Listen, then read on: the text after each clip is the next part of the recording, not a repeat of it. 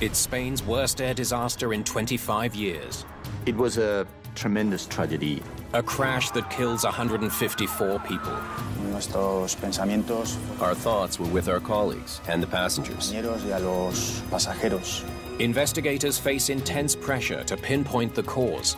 When you get to the accident site, you need to collect facts. When you come up with a mechanical irregularity, did you see anything outside? It's like, what next? Right, got it. Could a minor maintenance issue, So we're done? Yep, you're good to go. have led to this deadly catastrophe?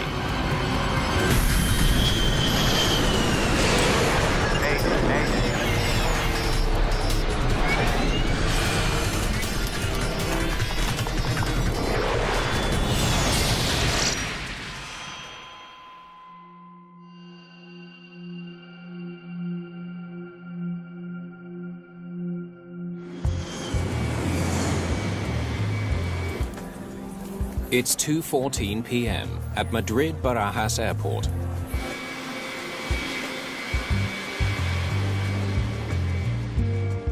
After being delayed for more than an hour, Spanair Flight 5022 is finally getting back underway.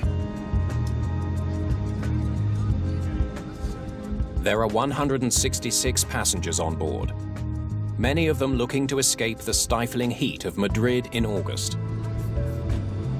Everyone was full of anticipation. Everyone wanted to be on their way. Anna Stefanidis has come to Spain from Sweden. She is on her way to the Canary Islands to meet some friends. Most of Europe has holidays, different summer holidays in August. I was going to Gran Canaria to meet my girlfriends. We were going to have 1 week's holiday. 4 ladies. 4 damer. Today, Captain Antonio Luna is in command. A former Spanish Air Force pilot, he's been with Spanair for 9 years. How's our time? About an hour and a quarter behind schedule. First Officer Francisco Mulet joined the company just a year and a half ago. Almost all of his 1,300 flight hours are with Spanair. Maybe we can make it up in the air. Maybe. The flight began with a morning hop from Barcelona to Madrid. From Madrid, they'll fly 2 hours and 50 minutes south to Gran Canaria in the Canary Islands. Spanair 5022, Geonex in line on runway 36 left. Okay. Here we go.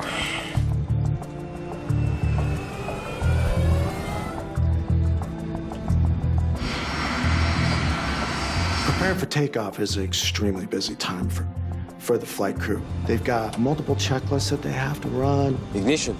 Set. Spoilers. Armed.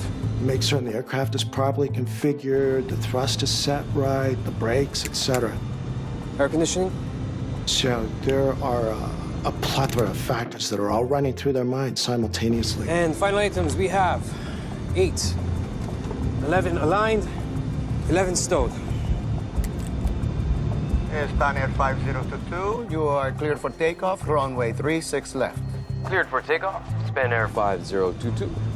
Okay, your aircraft. First Officer Mulet will fly the plane from here. My aircraft.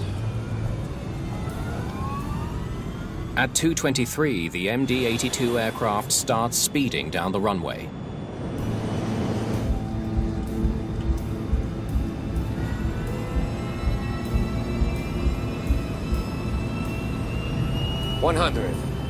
The captain watches their speed. They can't lift off until they reach 157 knots. Takeoff speed. It didn't feel right.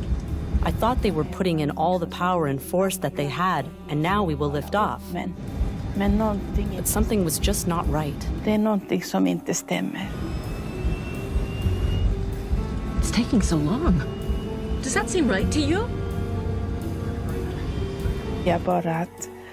And then I thought, how long is this runway? We have to lift off now. V1. Rotates.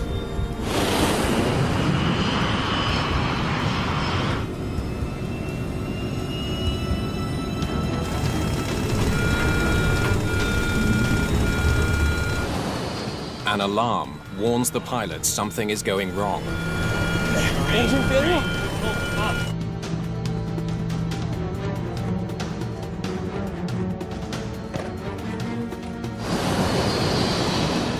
The first officer increases power, but he's losing control of the plane.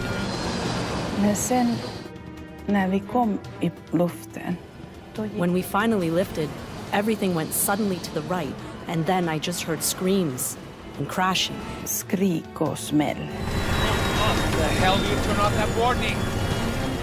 The plane is less than 40 feet from the ground. Men jag hann tänka att I managed to think, this is my last trip.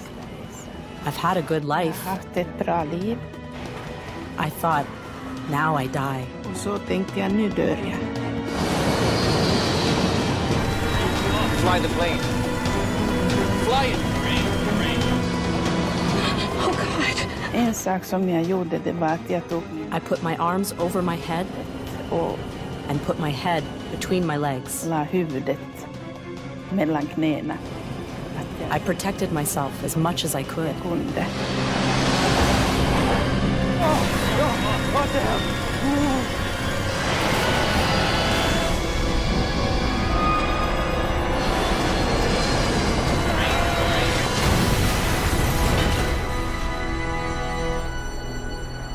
Just seconds after takeoff, Flight 5022 slams into a riverbank beside the runway. Airport fire crews are quickly on the scene.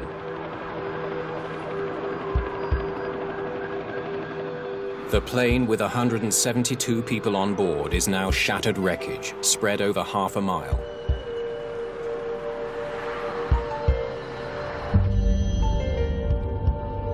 Anna Stefanidis has landed in the water, still strapped to her seat. När jag vaknade upp så When I woke up, first there was this quiet. But then I realized I'm not dead.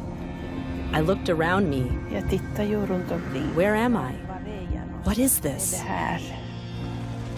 Airport workers have raced to the crash site to try to help, but they can't get to Anna. De här The emergency personnel were calling to me. Come on, hurry, now. Kom igen. Nu är det dags. She's in the middle of the stream, tangled in debris and sinking fast. Men I have no idea how I managed to get free.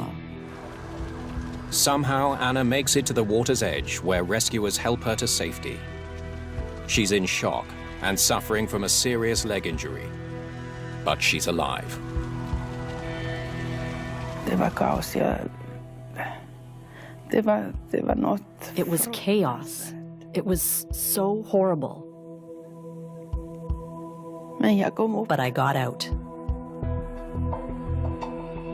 In spite of the massive rescue effort, only 18 people survive. 147 passengers are dead. So are both pilots. It was a tremendous tragedy. All the country was affected by that. This is Spain's worst aviation disaster in 25 years.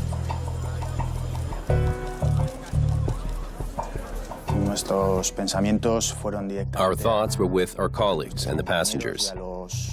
It was a Spanish company, so many of our colleagues were flying that type of plane. It was a very difficult time. Spain quickly recruits an international team of experts to investigate the crash. They have a massive puzzle to piece together. How could a sophisticated jet, manned by an experienced crew, Rotate. crash on takeoff on a sunny afternoon? Okay, people. It looks like we have our work cut out for us.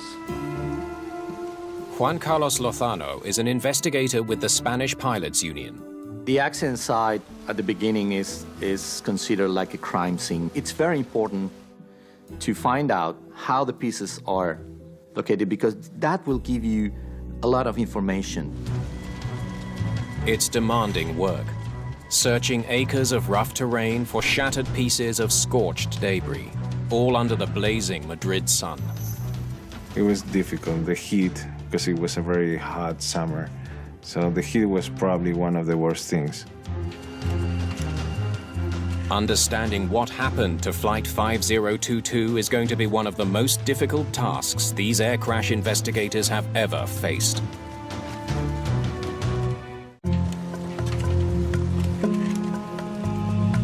Investigators into the crash of Spanair Flight 5022 immediately focus their efforts on recovering the plane's 2 black boxes, or flight recorders. For an investigator, the FDR is one of the most vital records that we can get, because everything that is working, or it is not working, or it's causing an issue, will be recorded there. Once they download the data, it could provide vital clues about what went wrong. Let's get this to the lab, ASAP, okay?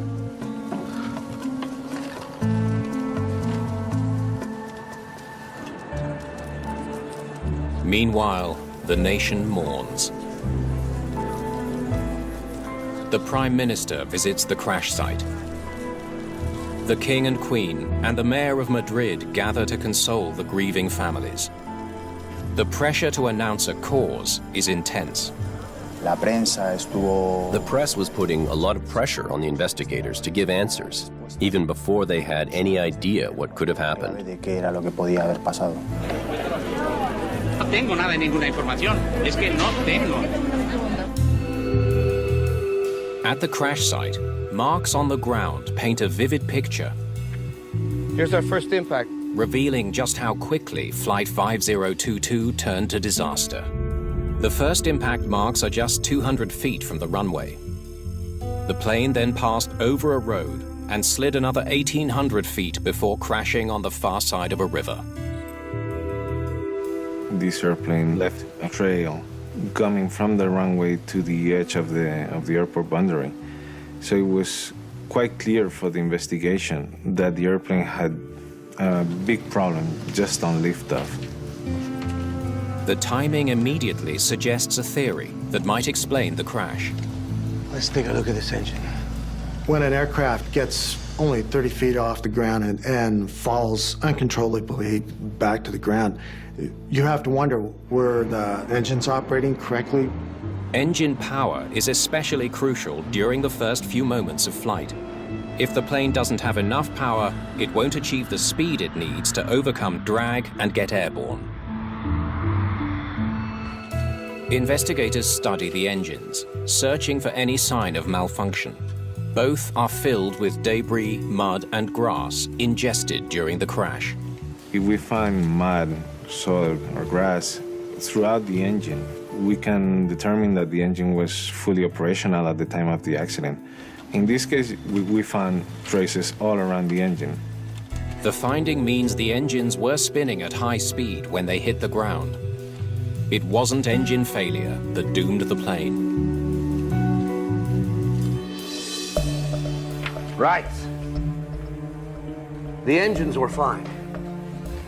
But something stopped that plane from climbing. Investigators need a new theory to explain why the MD-82 couldn't climb. What was it? I want maintenance records, weather reports, pilot records, the works. Let's get to work, people. For an accident investigator, it's very, very important not to establish any presumptions. You need to collect facts. Okay, let's see what the numbers tell us. Investigators know that for any takeoff, the plane's weight and balance must be carefully calculated. The aircraft needs to be carefully balanced in order to get its better performance. So when you are taking off, you need to be sure that the aircraft has been properly balanced and the weight is correct. They review the passenger manifest, cargo, and fuel load. They need to check the total weight, as well as where the loads were carried, to see if the plane's center of gravity shifted dangerously forward or back. But it's soon clear this isn't the smoking gun they're looking for. Well, there's nothing wrong with her takeoff weight. Controllers in the tower provide a more promising lead. They tell investigators that the Spanair crew called off an earlier takeoff. They had some kind of maintenance issue right before takeoff.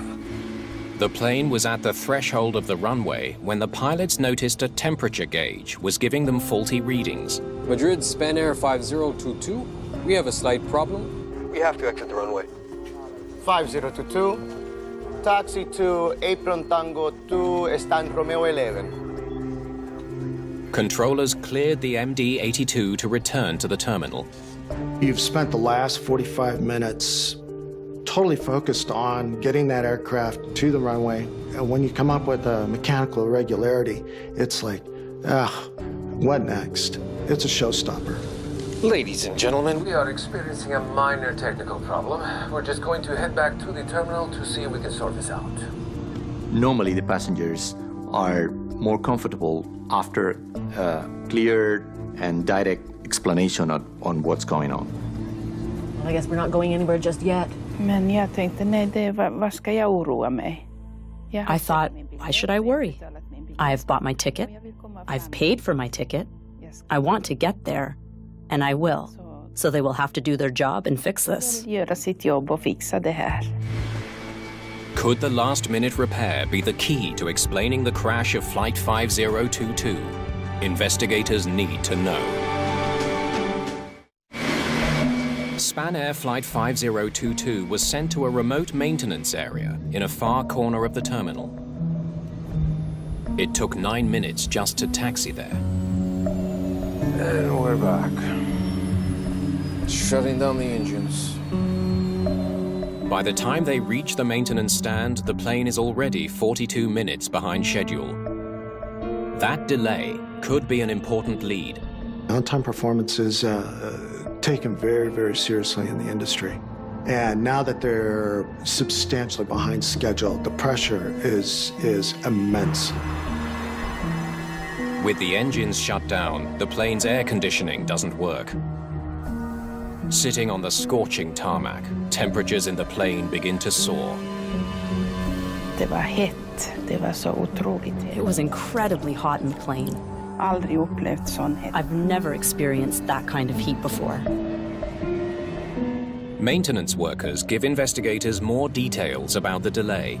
They were trying to fix a problem with one of the plane's sensors. Oh yeah, I took a look, but it wasn't serious. The sensor, called a ram air temperature probe, juts out from the nose of the plane. It measures the outside air temperature and feeds the information to the engines during flight.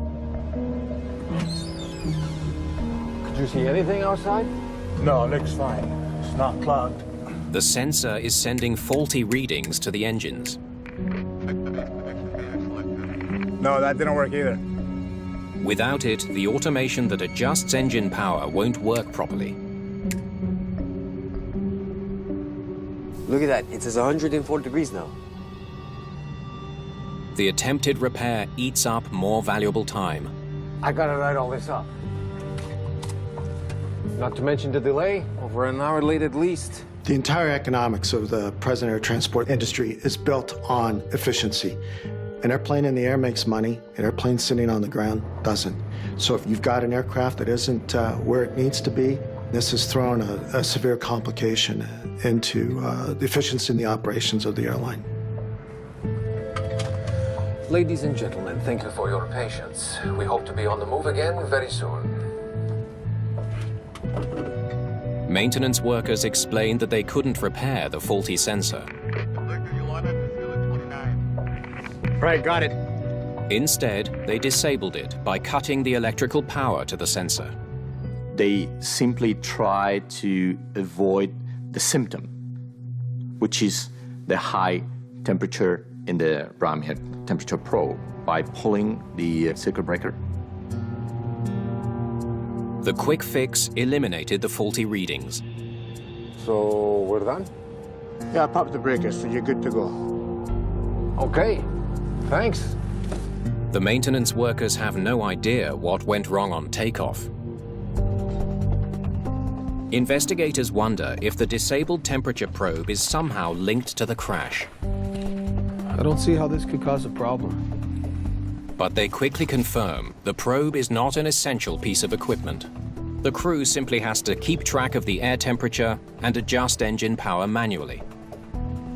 There are alternate means to determine what the outside air temperature is. In this case, it's something as simple as just asking ground control or listening to the last official weather report. But that wasn't the only maintenance issue the crew was facing that day. It says here the right thrust reverser was disabled as well. Thrust reversers are used on landing to help the plane slow down. When engaged, bucket doors open to deflect the jet blast and redirect it forward. If a reverser malfunctions and activates during flight, the plane can lose lift and drop out of the sky. That's what happened to Lauda Air Flight 4 in 1991, killing all 223 people on board. Did a faulty reverser somehow activate on takeoff? It seems unlikely, but it would explain the plane's deadly trajectory. If this thrust reverser had deployed inadvertently, because the jaw movement would have taken the airplane to the right-hand side, which is actually where the airplane crashed. It's an intriguing theory, but so far there's not enough evidence to prove it.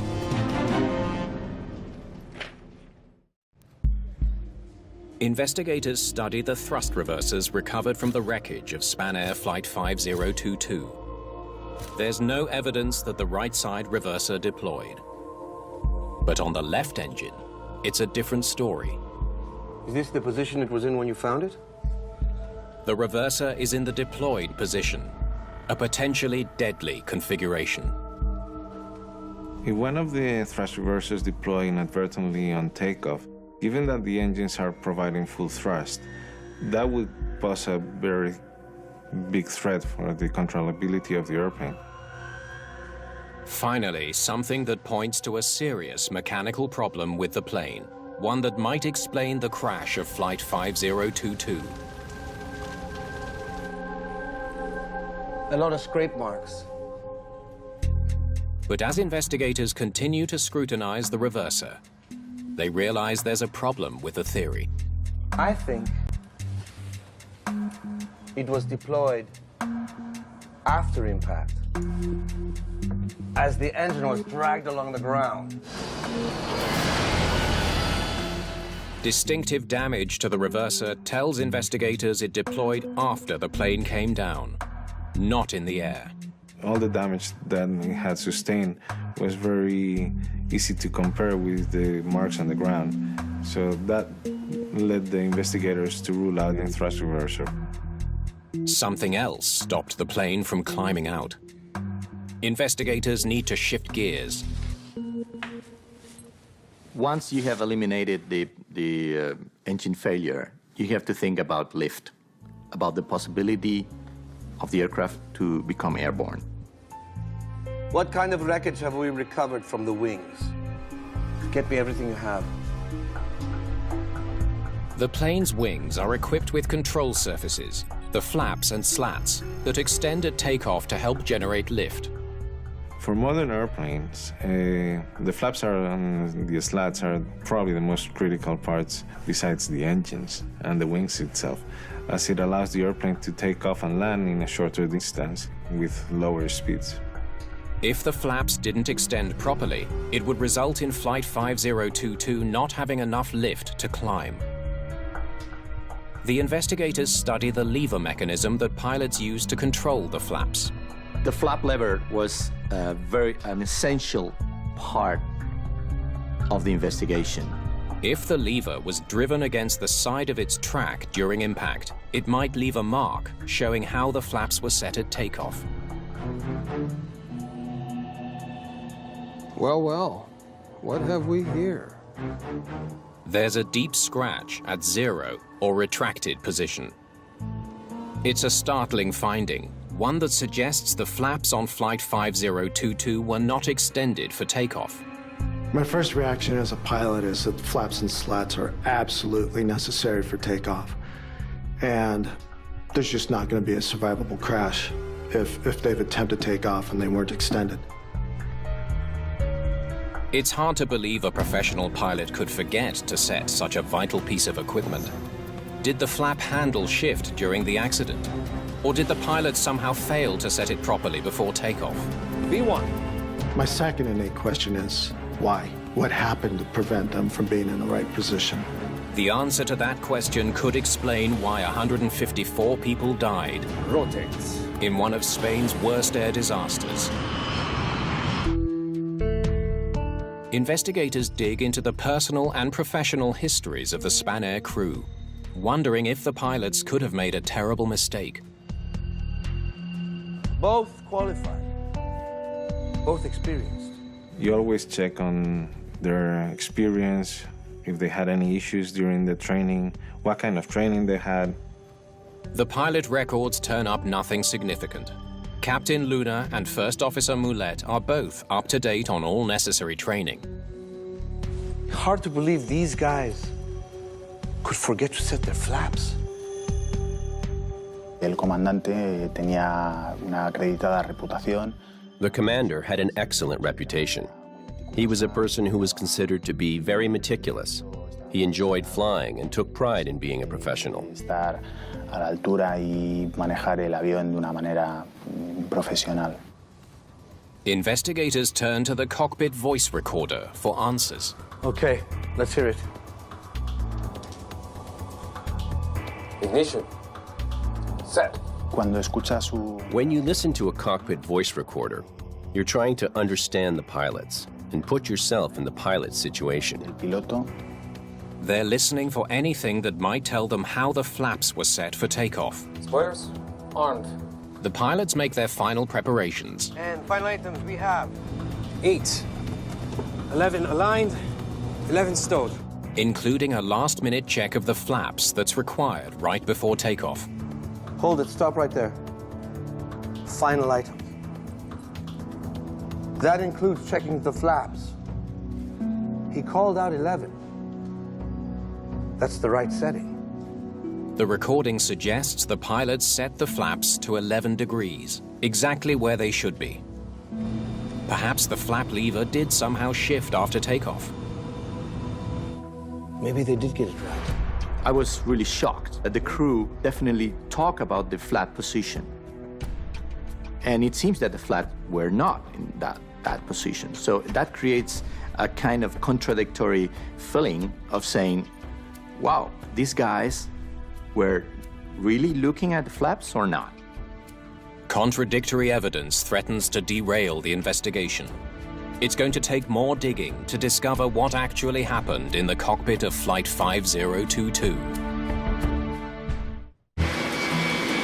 Questions about the flaps on Spanair 5022 could be settled once and for all with information from the flight data recorder. Okay, let's hope the data can give us some answers. It records every detail about the plane's configuration, including flap settings. Flaps. Set and checked. Flaps were set at 11 degrees on the first taxi, exactly where they should be. The data reveals that the flaps were working and had been set correctly when the plane taxied to the runway the first time. But they didn't stay there. When the crew returned to the terminal for repairs, they retracted the flaps. And we're back. Shutting down the engines. Flaps and slats are retracted after coming off the runway as part of standard operating procedure. Okay, let's see what happens the next time around. How's our time? Investigators need to know, did the pilots extend the flaps again after leaving the maintenance area to return to the runway? Or did they make a fatal error and omit one of the most important steps in getting a plane safely off the ground? Here we go. When you analyze a cockpit voice recorder, you look for anomalies, things that are different, things that should not be there. After start checklist. The MD-82's pre-flight checklists direct the crew to check the flaps and slats 3 separate times. Ignition, off. Air conditioning, set. flaps and slats are essential for the operation of an aircraft, for takeoff and landing. So that's why they appeared several times in the checklist. On the after-start checklist, setting the flaps is the final item. Hydraulic pumps and valve. Set and checked. Lights. On. Get permission from air traffic control to taxi, will you? Hold it. What is he doing? This is the worst possible time to interrupt him. The CVR reveals that just as the first officer is about to check the flaps and slats for the first time, the captain asks him to make a radio call. Ground, Spanair 5022, requesting taxi instructions. Spanair 5022. He never returns to finish that crucial item of the checklist. This is highly irregular in the normal tempo of a checklist. So what that tells ACII investigators is that there's some factors that were irritating this captain, making him want to rush the checklist, get things done quicker. Was it the time schedule? Was it maybe the cockpit heat? It was just unbearably hot in there and he wanted to get the engine started so they could get some air conditioning. That we don't know. Okay. Let's see what they do for the taxi checklist, please. Spanair 5022. You're next in line. Setting the flaps is so important, crews are required to check them again during the taxi checklist. Brakes. Checked. Flight controls. Checked. Air conditioning. Set. Whoa. Guys, what's the rush? La sensación que tuvimos cuando analizamos el grabador de voces de cabina. The impression we had when we heard the cockpit voice recorder was that the crew was rushing through the checklist. Que está en una situación apurada. Transponder. Set. Cabin. Hang on, stop. Where's the takeoff briefing? The crew skip the flaps and slats check for a second time. We know from scientific studies that rushing or time pressure increases the chances of human error by 11-fold. You put a pilot into a situation where they have to rush, something like a checklist that's a very detailed item is very prone to errors. The crew has a third and final chance to set the flaps for takeoff. Final items we have 8, 11 aligned, 11 stowed. Spanair 5022. You are clear for... That was awfully quick, no? I think... Center of gravity, 8. Flap display, 11. Horizontal stabilizer, aligned. And flaps again, 11. No way he had time to check all those settings. Let's go back to the checklist. Investigators suspect that although the first officer announced the flap setting, the announcement was automatic. Final items we have 8, 11 aligned, 11 stowed. He wasn't focused on his instruments. He was merely reciting the list from memory. If he had looked at the gauge, he would have seen the flaps were set at 0, not 11. Spanair 5022. The captain likely isn't checking either. He's busy steering the plane towards the runway. Humans are fallible, and we know that when we're multitasking, it's very easy to forget or miss a critical item. 3 separate checklists. And they never set the flaps. Investigators now have a terrifying theory to explain the crash of Spanair 5022. V1 rotates. The plane couldn't climb because the pilots forgot to extend the all-important flaps before takeoff. To prevent another accident, investigators need to understand the crew's behavior. What was going on inside their heads to make them feel so much pressure to hurry? They dig into the company's books and discover that Spanair has been struggling financially. It has announced plans to cut 1/3 of its workforce. And how's our time? When your job is on the line, the last thing you want is to fall badly behind schedule. Es difícil gestionar. It's difficult to manage the stress that starts building when a delay is getting longer. Demora se empieza a incrementar. I'll have some water, thank you. The captain is also well aware that his 166 overheated passengers are getting more and more unhappy. At the peak of the afternoon sun, the air temperature was 30 degrees Celsius, or 85 Fahrenheit. The tarmac radiates heat, raising the ramp temperature to over 100 degrees. It must have been scorching hot on that plane. We've got large windows, the sun is beating in. I assure you that cockpit's going to be 120. You're wearing a shirt, a tie. It gets unbearably hot. No doubt about it. Those guys were coping with a lot of pressure. When you look at all the issues that the flight crew is facing, time, schedule, inoperative components, and a regular procedure to do, it's just human nature for us to rush through the normal procedures.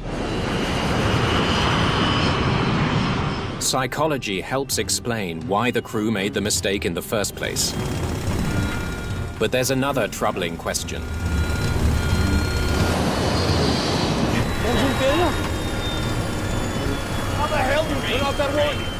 When the crisis hit, why did the crew think there was something wrong with their engines? If they had realized the flaps had not been set, they might have been able to save their plane. Understanding why they didn't will be the final twist in the tale of Spanair Flight 5022. Why did the first officer think that it was engine failure? Investigators wonder if the faulty sensor shut down by the maintenance workers could have played an unexpected role.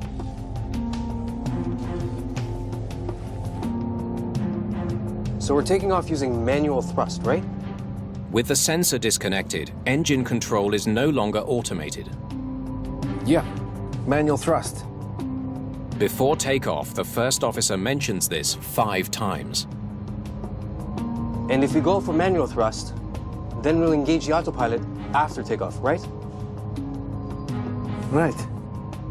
The disconnection of the ram air temperature probe created a lot of concern from the co-pilot's point of view, because that also affects the auto throttle, which is the automatic system for engine power. Look, just check the weather for the temperatures. It won't be a problem. The captain reassures him that they can set the thrust levers manually, but the first officer is uncertain. Okay, got it. Already preoccupied with the engines, the first officer mistakenly assumes they have an engine problem when things start to go wrong. Engine failure? 10,000 times you've done these takeoff procedures in this nice, slow, methodical, well-thought-out way. Now you're inserting a completely irregular event. But there's another crucial question. Wait a minute. Where's the warning? If the flaps were not set in the takeoff position, there should be a very conspicuous sound saying that the aircraft is not ready for takeoff. The takeoff warning didn't go off, and it should have.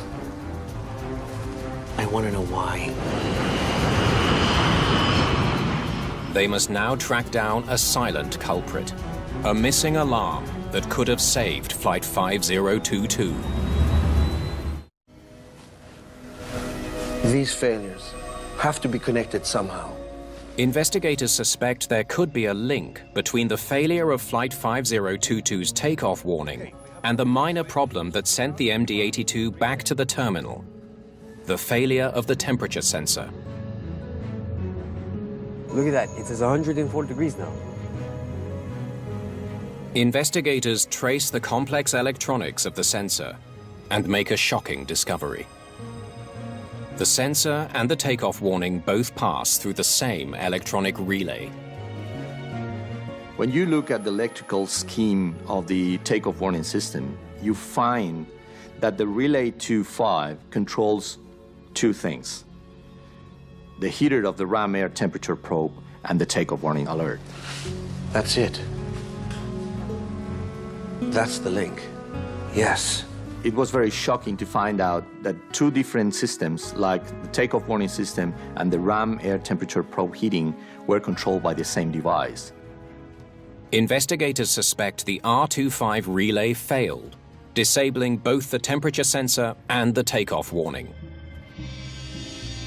Technicians are not able to recreate that failure in the lab, but for Juan Carlos Lozano, the theory makes sense. In my opinion, the Relay 25 was the cause of the failure of the takeoff warning system. Right, got it. By opting for the quick fix to the temperature sensor problem, the maintenance crew missed a critical opportunity to find the faulty relay. Without the cockpit alarm, the pilots did not have their final line of defense to warn them of their mistake. Sadly, they were not the first crew to suffer such a fate. In 1987, an MD-82 flying for Northwest Airlines crashed on takeoff from Detroit, killing 156 people.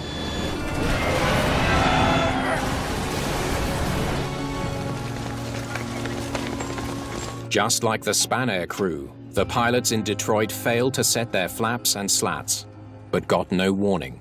A disabled electrical circuit silenced their plane's alarm.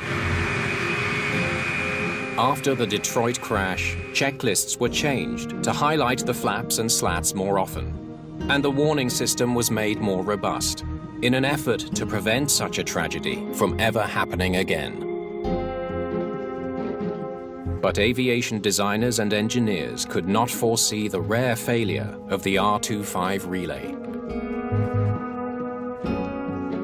That failure sealed the fate of Flight 5022.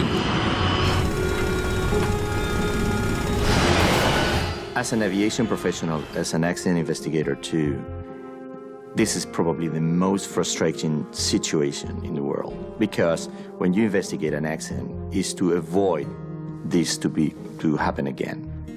And unfortunately, in this case, we had a very similar case 20 years after the Detroit accident. In both Detroit and Madrid, it was the crew's failure to follow their checklists that led to disaster. The Spanair investigators list the inoperative takeoff warning as a contributing factor that prevented the crew from recognizing the danger. But Juan Carlos Lozano, representing the pilots' union, sees it the other way round. The single biggest failure in this accident is the failure of the takeoff warning system. This system was designed considering that the humans can make mistakes. And this is a clear example that the last line of defense failed. After the crash of Spanair 5022, Boeing again revised its checklists to make extending flaps and slats more prominent. And electronic checklists are now being used in some planes. Unlike paper checklists, they can display clear messages to the crew to tell them what they have and haven't checked. We cannot have this absolutely vital safety layer fail. We've got to have a 100% always works system.